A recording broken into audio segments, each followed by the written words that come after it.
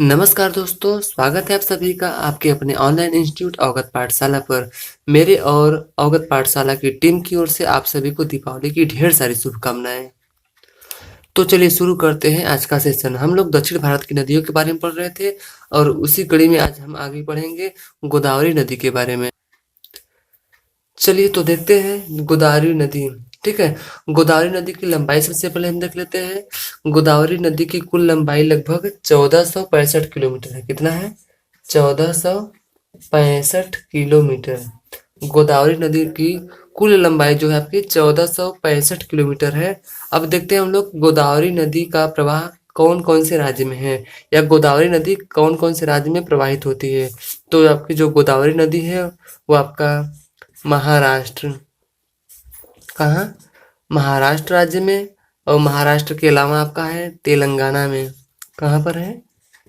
तेलंगाना में। और तेलंगाना के बाद ये आपका है आंध्र प्रदेश।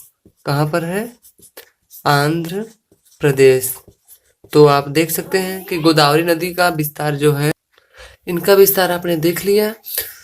तो जो हमारी गोदावरी नदी है, महाराष्ट्र के नासिक शहर से, नासिक में एक पठार है त्रयंबक पठार। ठीक है, नासिक के त्रयंबक पठार से गोदावरी नदी का उद्गम होता है।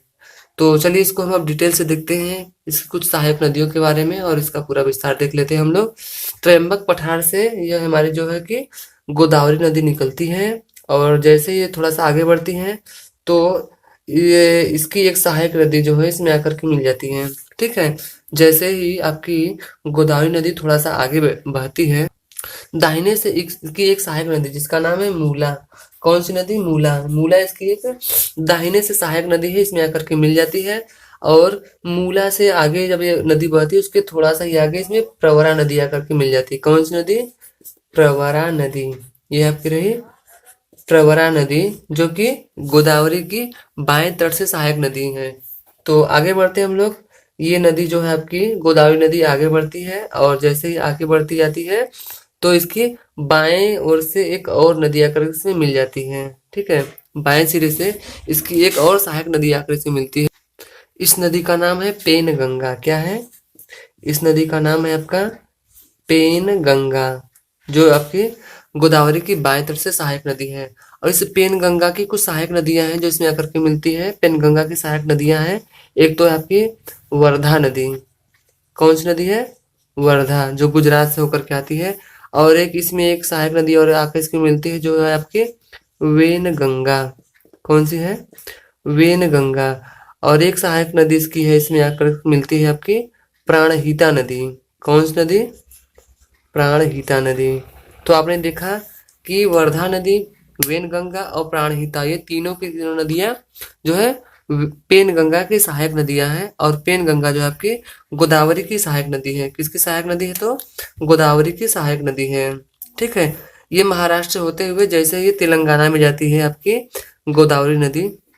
कहाँ जाती है? तेलंगाना में जब ये जाती है, तो जैसे तेलंगाना में जाती है तो तेलंगाना में गोदावरी नदी पर एक बांध बना हुआ है। कहाँ पर?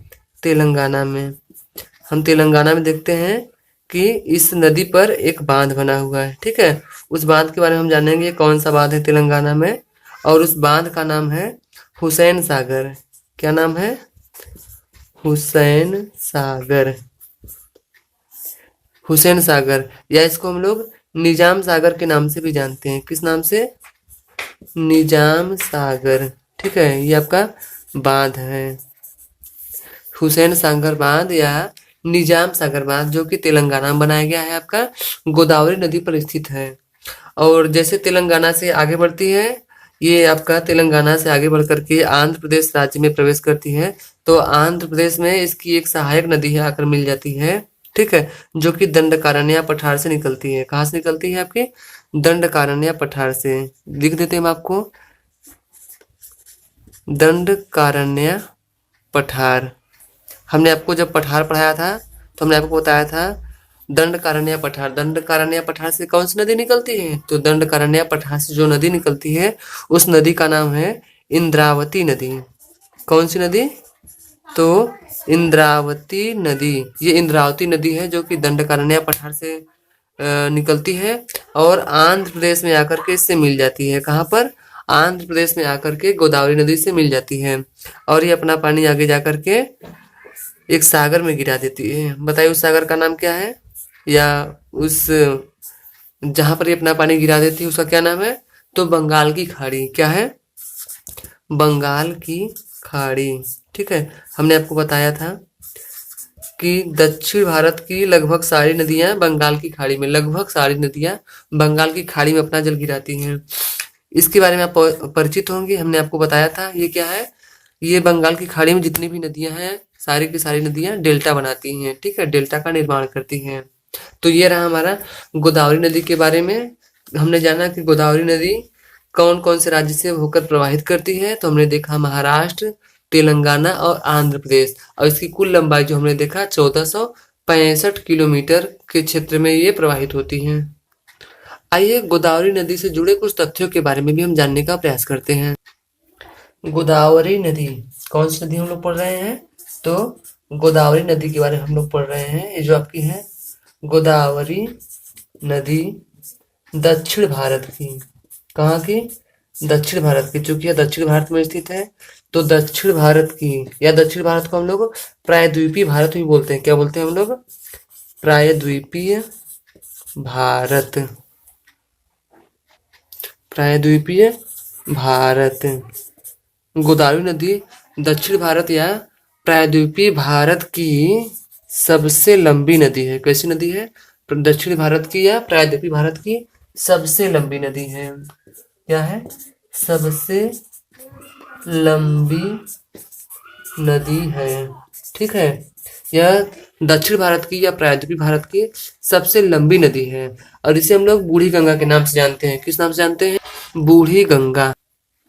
इसे बूढ़ी गंगा या दक्षिणी गंगा या ओल्ड गंगा के नाम से जानते हैं। और दक्षिण भारत की जितनी भी नदियां हैं गार्ज नहीं बनाती। दक्षिण भारत की नदियां गार्ज नहीं बनाती। तो चलिए देखते हैं गार्ज क्या होता है। देखते हैं गार्ज। देखते हैं गार्ज। जब पानी उच्च स्थान से नीचे गिरती है, जब पानी उच्च स्थान से नीचे गिरती है तो एक वी आकार की घाटी बना देती है। कैसी घाटी बना देती है? वी आकार की घाटी बना देती है और इसी वी आकार की घाटी को हम लोग गार्ज बोलते हैं। क्या बोलते हैं? गार्ज। तो इस तरीके से हमने देखा गोदावरी नदी के बारे में, हमने सब पूरी जानकारी ले लिया। ठीक है, तो चलिए आगे बढ़ते हैं हम लोग। चलिए अब हम लोग देखते हैं कृष्णा नदी के बारे में। कौन सी नदी? कृष्णा नदी। जो कृष्णा नदी है इसकी कुल जो लंबाई है, कृष्णा नदी की कुल लंबाई लगभग 1400 किलोमीटर है। कितनी है? 1400 किलोमीटर। अब देखते हैं कि कृष्णा नदी का प्रवाह कितने राज्यों में होता है, या आपकी कृष्णा नदी कितने राज्यों में प्रवाहित होती है। जो आपकी कृष्णा नदी है सबसे पहले जो है कि महाराष्ट्र। कहाँ पर? तो महाराष्ट्र राज्य में। कहाँ पर? महाराष्ट्र में। और महाराष्ट्र के अलावा कर्नाटक राज्य में। कहाँ पर? कर्नाटक में। कर्नाटक के अलावा आपका तेलंगाना में। कहाँ? तेलंगाना राज्य में। और तेलंगाना के बाद जो है आपका आंध्र प्रदेश राज्य में। कहाँ पर? आंध्र प्रदेश। तो ये रहा आपका जो कृष्णा नदी है 4 राज्यों में प्रवाहित होती है और यह दक्षिण भारत की दूसरी सबसे लंबी नदी है। कौन सी नदी है? दक्षिण भारत की जो आपकी कृष्णा नदी है यह दक्षिण भारत की दूसरी दक्षिण भारत की दूसरी सबसे लंबी नदी है।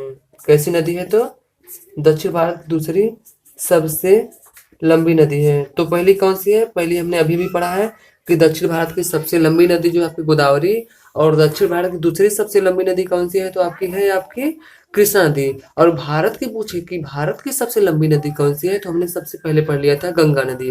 गंगा नदी भारत की सबसे लंबी नदी है। तो चलिए देखते हैं हम लोग कृष्णा नदी के बारे में। कृष्णा नदी महाराष्ट्र के महाबलेश्वर पर्वत से निकलती है। कहाँ से निकलती है? महाराष्ट्र के महाबलेश्वर पर्वत से निकलती हैं। और महाराष्ट्र में इसकी कई सहायक नदियां हैं जो इससे आकर के मिल जाती हैं। जैसे एक आपकी है वरना नदी। कौन सी नदी है? वरना। ठीक है, महाबलेश्वर पर्वत से आपके निकलती है कृष्णा नदी और इसके दाहिनी ओर से एक नदी आकर के मिलती है, इसकी सहायक नदी है वरना नदी। और एक और सहायक नदी है इसकी पंचगंगा।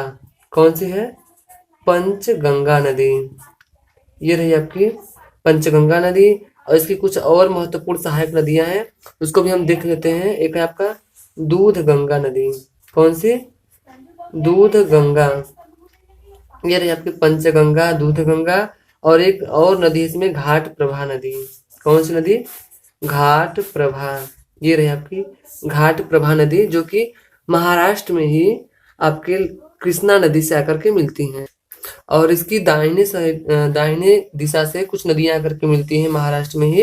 एक नदी है आपकी डॉन। कौन सी नदी है? तो डॉन नदी है। और डॉन के अलावा दूसरी एक सहायक नदी है इसकी, भीमा नदी। कौन सी नदी है? भीमा नदी। ये सारी की सारी जो सहायक नदियां हैं आपकी, ये सभी की सभी महाराष्ट्र में ही आकर के मिलती हैं। कहाँ पर? महाराष्ट्र में।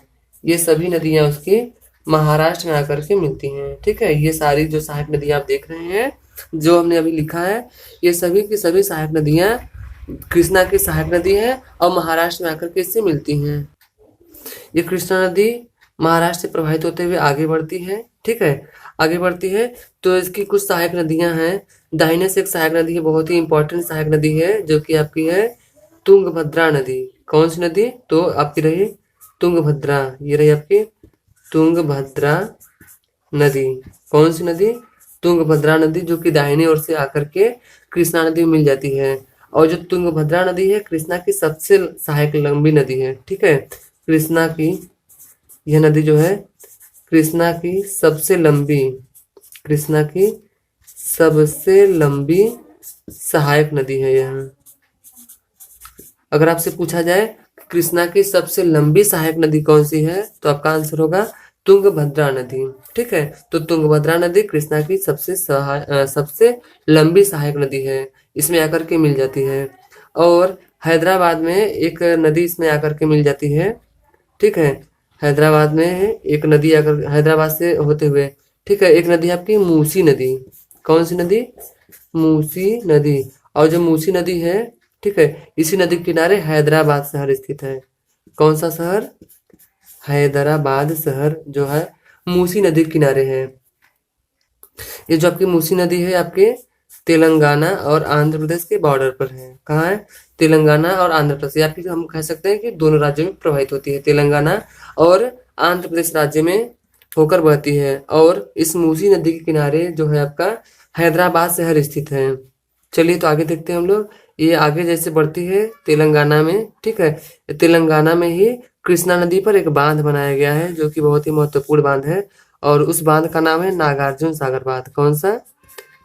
आपका एक बांध है नागार्जुन सागर। ठीक है, कभी कभी आपसे डैम से भी क्वेश्चन पूछे जाते हैं, तो आप याद रखिएगा कि नागार्जुन बांध जो है, या नागार्जुन सागर बांध, नागार्जुन बांध, ठीक है, या नागार्जुन सागर बांध, जो भी आप याद कर सके याद करिएगा। जब का नागार्जुन बांध है, यह तेलंगाना में है। कहाँ पर है? तेलंगाना। ये तेलंगाना में है और ये आगे से ही प्रवाहित होकर जाती है और जाकर के बंगाल की खाड़ी में गिर जाती है। ठीक है, तो जब बंगाल की खाड़ी में गिर जाती है तो इसका प्रभाव वहीं पे खत्म हो जाता है। तो हमने इस वीडियो में देखा गोदावरी नदी के बारे में, उसके बाद हमने देखा कृष्णा नदी के बारे में। जो कृष्णा नदी है आपकी दक्षिण भारत की दूसरी सबसे लंबी नदी है। और दक्षिण भारत की पहली सबसे लंबी नदी कौन सी? तो हमने पढ़ा गोदावरी नदी के बारे में। कृष्णा नदी की जो पूरी लंबाई है वो आपका 1400 किलोमीटर है और यह दक्षिण भारत की दूसरी सबसे लंबी नदी है। और हमने देखा इसकी कुछ सहायक नदियों के बारे में, जो इसकी बाएं तट से सहायक नदियां हैं और कुछ दाएं तट से सहायक नदियां हैं। तो चलिए वीडियो को ज़्यादा लंबा नहीं करते हैं, आज वीडियो को इतने पर ही रोक देते हैं। आगे हम लोग कुछ और महत्वपूर्ण नदियों के बारे में बात करेंगे। और आप लोग दिवाली का आनंद उठाइए और सभी लोग स्वस्थ और मस्त रहिए। मिलते हैं अगले सेशन में कुछ नए नदियों के साथ, कुछ नए नदियों के बारे में रोचक जानकारी लेकर के। तब तक के लिए धन्यवाद।